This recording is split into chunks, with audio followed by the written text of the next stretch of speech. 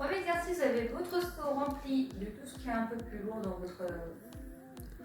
votre espace que vous avez rempli. Donc là, je suis en squat sumo, donc plus large que mes épaules et le bassin, mes doigts de pied légèrement plus orientés vers l'extérieur. On va descendre les fesses vers le bas et vers l'arrière. On va chercher notre seau qu'on ramène au niveau devant notre poitrine, les bras légèrement fléchis parce que plus le seau est loin de vous, plus ça va être dur au niveau de vos épaules. Le ventre toujours bien serré ici et après on repose. Là, ça sera une même chose. On repose. Chaque fois, on redescend, on redescend, on remonte. J'ouvre les genoux légèrement déverrouillés, jamais complètement tendu. C'est à vous. Passe aux pointes. On met un grand pas vers l'arrière, on va descendre. Le genou vers le sol avec le pied légèrement orienté, légèrement vers l'intérieur. On serre bien les fesses pour ramener le genou bien dans l'alignement des orteils. Ici, à chaque descente, vous prenez votre seau que vous avez rempli et on va sur le côté. En serrant bien le ventre et le buste est légèrement penché vers l'avant. Cherchez cuisse et en plus, rotation au niveau du tronc pour vos obliques. Ok, vous prendrez une chaise sur le rebord du canapé pour muscler votre seau. C'est de l'espace pour avoir le seau pour avoir de l'amplitude de mouvement. Vous finissez à votre bord de chaise ou votre canapé. On attrape nos planches, on serre le ventre comme si on était à quatre pattes, le dos bien à plat. Et on va ramener le coude serré et vers le haut. On inspire. On souffle et on inspire. Vous serrez à chaque fois votre contact. Quand vous remontez.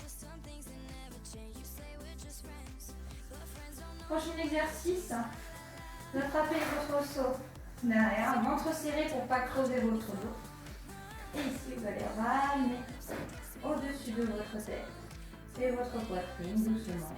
Et on repart. Faites attention à bien tourner à chaque fois votre seau pour éviter qu'il ce qu'il y a dedans vous tombe dessus, bien sûr. On inspire et on souffle lors de la montée.